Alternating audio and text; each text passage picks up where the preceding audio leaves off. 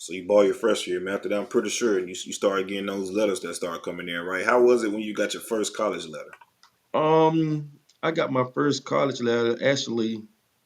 Um, I think it was the spring going into my sophomore year, cause up until that time, I actually was getting recruited higher in basketball than football.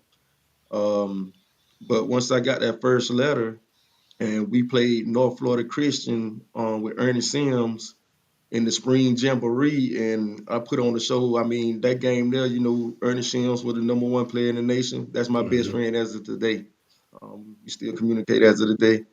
Um, and he brought in like 20, 30 college coaches alone by himself to our game. It was at our hometown in Quincy.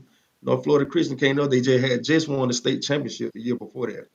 And when I walked out the locker room for warm up and saw like 30 college coaches on the sideline, I'm like, oh nah, Yeah, nah, we yeah, got to steal the show. And I yeah. stole the show. Ernest Sim, when we got to FSU, I let him. He wanted to watch the tape, so I gave him the tape to watch. And I haven't seen the tape back as of today. Yeah, you probably burnt it, bro. I haven't seen the tape back because we won that game also. But that's what put me on after that game there.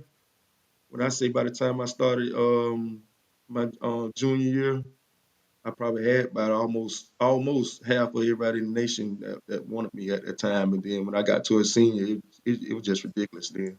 How was it being that highly recruited and getting all the college attention at that point in time? How was it for you? Especially Um, coming, like I said, all these coaches are coming to small town Quincy. So how was that for you? it was a shocker. I mean, it was a shocker, especially me not going to any camps. I had throughout my whole high school career, I didn't attend no Nike camps, no camps, and a lot of people were saying Think you that act probably out. would have boosted me up higher and everything. But I was like, how could I win? I went to FSU. Right. I mean that's a major school, but they was just basically saying my rankings could have been higher if I would have attended some of those camps. But once that process came around, it was really Is it working for crazy. you, But you CJ? get, sir. Uh, What's that, Silk? No, sorry, man. Mine lagged out. Go ahead. yeah, once it got to that there, it was just crazy. When you having coaches on campus at the same time, you get called out of office for for a coach here, and then next thing you know, you hear your name being called on the intercom throughout the school to come to the office, and there's another coach there. it was it was stressful at some point in time, but it was a good experience. I enjoyed every bit of it. I mean, especially the visits. Able to miss school to go to college visits. That was a good experience. The battle between Florida, Georgia, and Florida State. That was a crazy battle there. So those are your top schools? Those are my top three. Florida, Yeah, Georgia, and Florida State. So let's talk about that a little bit, that recruiting process, and give us some recruiting stories that went on within that. um, my very first visit was Georgia, University of Georgia Bulldogs. Mark Richt was the head coach. I mean, I went up there, had a amazing time. They showed me a great time. And what I always told people, the way I base my decision is, I look at the depth chart for the just wide receivers class. I look at the depth chart and I look at the classification, and I just sit there and see, okay, how long will it take me to get on the field, or how fast can I get on the field? And I saw myself fitting in good with Georgia. I mean, I loved it. I even committed to Georgia. I committed to Georgia. But one thing I told them was I want to take the rest of my visits. So once I left them up there, I committed to them, told them I want to take the rest of my visits. They was cool with it. So it was probably like 2 weeks or so later. Um, I had a visit with Florida. I mean, Florida. That was a good visit too. I mean, Tell them about Gaines Vegas a little bit, bro. They don't believe me. man, man, I didn't know. Hey, people think Tallahassee a party town, man. Gainesville's got something, man. I'm not gonna lie. Gainesville got busy, huh? Yeah, I was even shocked about it. I'm like, oh, this how I go down to Gainesville? Yeah, Oh yeah, it's a yeah, little busy. That was, and people don't believe it, but that was my best visit. That was my best visit, and it would cause a little tension in the house because my dad bleed gonna and go. I mean Who bleed him. was your host on that Gator visit, man? Who was Gavin hosting you? Dickey. Gavin Dickey. He Gavin was Dickey, Tallahassee, baseball. baby. Yeah, yeah, yeah. Okay. 850. yeah, Gavin Dickey was my host because I knew him from back home and Yeah, everything. And Lincoln. Gavin showed me a good time. I mean, he was a football player and baseball Yeah, player, yeah, so yeah. he had all the connects. I mean, For Gavin. sure.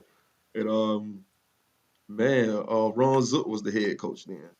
Oh How was Zook yeah. as a recruiter? Huh?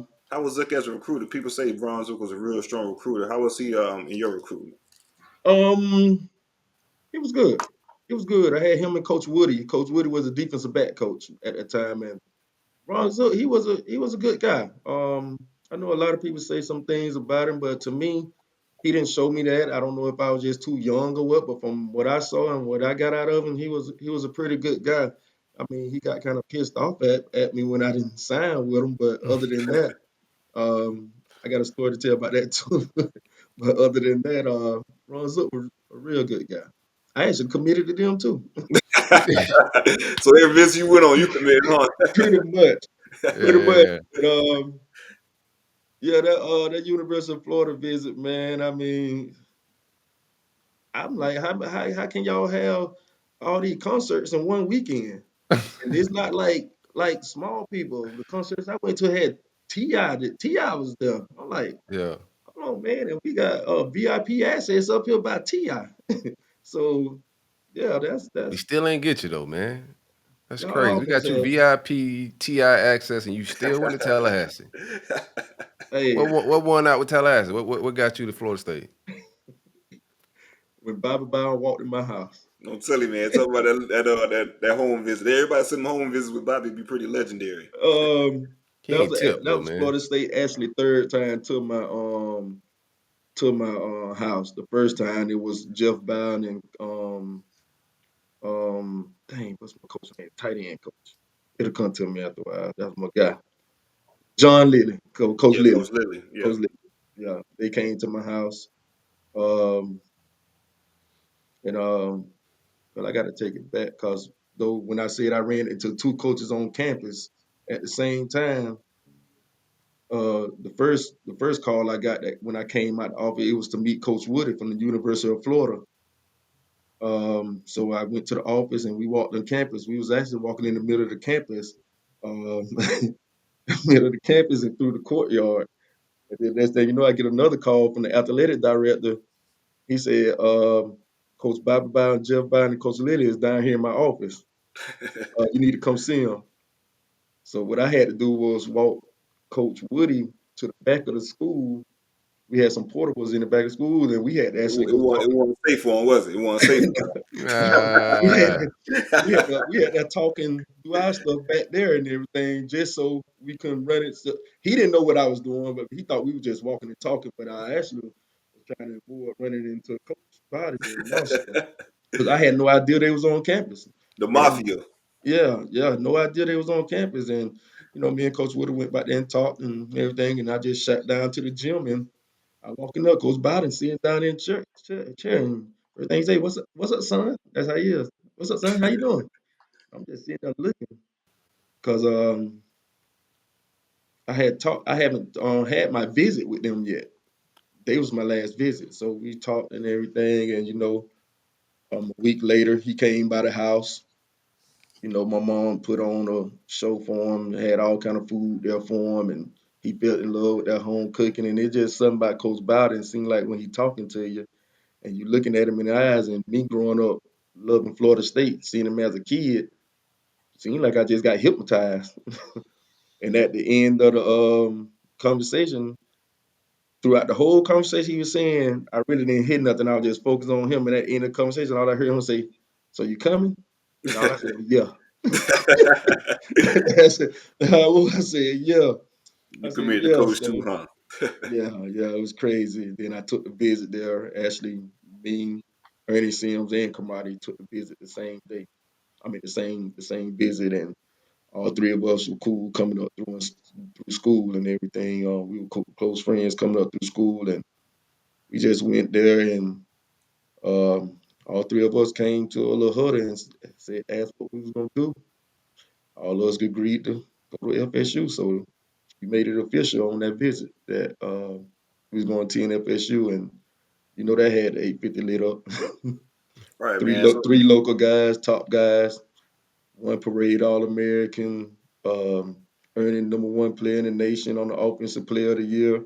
I mean that really lit up 850 that year. There.